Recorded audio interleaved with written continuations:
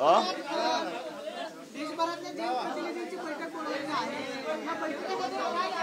जरा बोलू नका.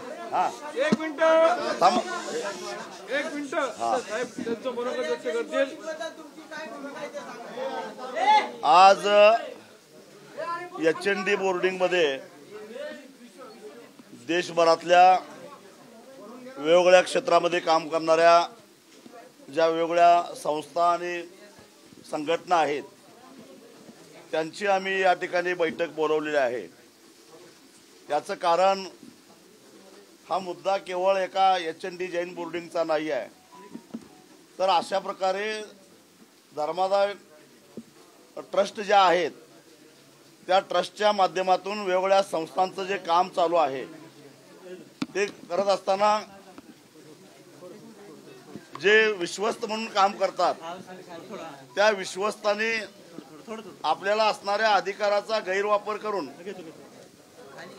अनेक ठिकाणी गैरप्रकार झाल्याचे दिसून येतं. फक्त HND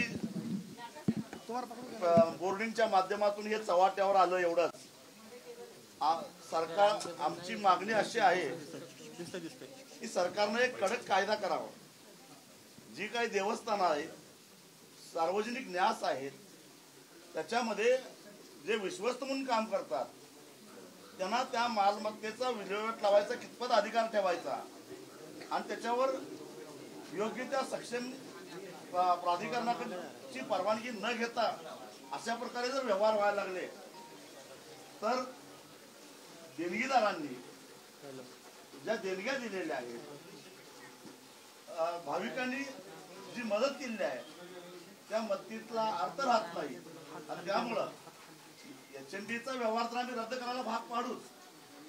आणि सरकारलाही आमचं सांगणं आहे की नांदणी मठ हा सुद्धा एक सार्वजनिक ट्रस्टच आहे आणि त्या ट्रस्टचा हत्ती कुणीतरी येऊन घेऊन जातं. त्याच पद्धतीनं समाज मंदिरं पाडली जातात. हे जे काय चालू आहे यावर कुठेतरी गांभीर्याने विचार केला पाहिजे आणि भविष्यामध्ये जे लोक देव देश आणि धर्मासाठी काम करतो असं म्हणतात त्यांच्या काळामध्ये असले जर धंदे चालत असतील तर आपण गप्पा बसायचं काय हा प्रश्न आहे. आणि या संदर्भामध्ये चर्चा करण्यासाठी म्हणून आजची बैठक आयोजित केली. काल मुरलीधर मोहोळ देखील आले होते. त्यांनी शब्द दिलाय की या सगळ्या प्रकरणात माझा कुठलाही संबंध नाही. तुम्ही वारंवार त्यांच्यावर आरोप काल ते इथं येऊन गेले. नेमकं काय घडलं हे मला माहित नाही, कारण तुमच्या समोरच आत्ताच मी आलेलो आहे. मी मराठवाड्यात होतो तेव्हा आजच्या बैठकीमध्ये तेही समजून घेऊन आणि बैठक संपल्यानंतर त्याच्याबद्दल मी मत प्रदर्शन करेन. त्यांनी सांगितलं की जैन इथले मुरलीधर अण्णा मोहोळ हे पुण्याचे खासदार आहेत. त्यांच्या मतदारसंघातला एक सार्वजनिक न्यासाचे मालमत्ता अशा प्रकारे जर का चुकीच्या पद्धतीनं विकली जात असेल तर ती थांबवणं हे त्यांचं कर्तव्य आहे लोकप्रतिनिधी म्हणून. आणि त्यांनी ती जबाबदारी पार पाडावी. त्यांचा सहभाग आहे का नाही हा भाग वेगळा, परंतु त्यांचा सहभाग खरोखरच नसेल तर त्यांनी पुढाकार घ्यावा. ते सरकारमध्ये आहेत, ते मंत्री आहेत. हा व्यवहार रद्द करावा आणि हा व्यवहार रद्द झाला की आम्हाला बाकीचं काही इंटरेस्ट नाही आहे, आम्हाला कसल्या राजकारणात रस नाही आहे, पण हा व्यवहार आम्ही होऊन देणार नाही, पुढे जाऊन देणार नाही, इथला कब्जा सोडणार नाही. तुम्ही ज्यावेळेस आंदोलन केलं होतं त्यावेळेस जी तुमची भूमिका होती की हे सगळं मुरलीधर मोहोळांच्या माध्यमातून झालं आहे, त्या भूमिकेवर तुम्ही अजून ठाम आहात का? कारण तुम्ही आता आम्ही त्यांची वाट बघतोय.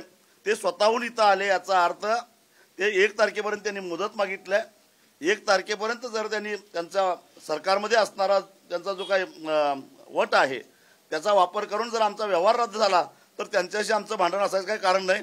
नसेल तर 1 तारखेनंतर महाराजांचं उपोषण सुरू झाल्यानंतर आम्ही काय आहोत आणि कसं आंदोलन करतो हे दाखवू.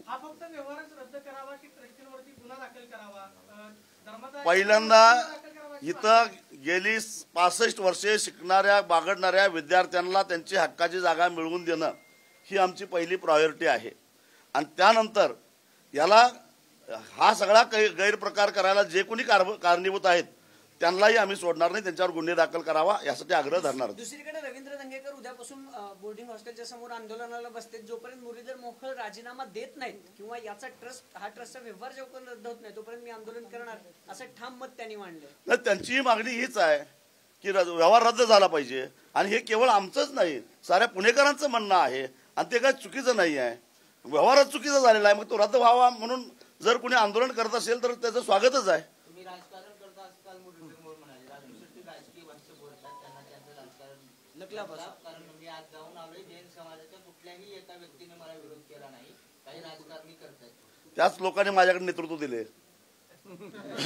त्याच लोकांनी माझ्याकडे नेतृत्व दिले. ते म्हणतात की जैन जे समाज आहे किंवा जैन समाजाच्या कुठल्याही मुनींनी किंवा माणसाने त्यांचं नाव नाही घेतलं, नाव राजू शेट्टींनी पहिल्यांदा घेतलं, मग दंगेकर उठले. साधू संत असं थेट कुणाचं नाव घेऊन आरोप करत नसतात, कधीच करत नाही.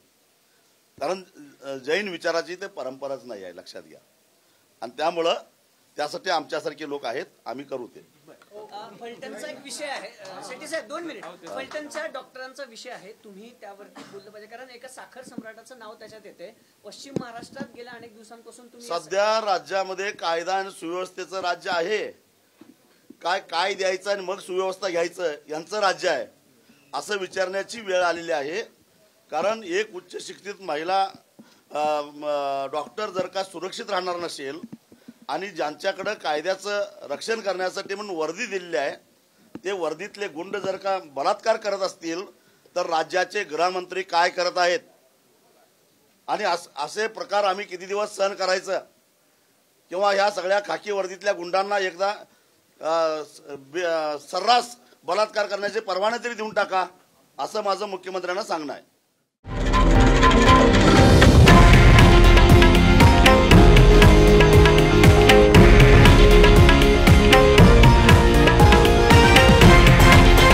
हे आहे देशातील नंबर 1 न्यूज नेटवर्क आणि आपण पाहत आहात TV9 मराठी, एकमेव.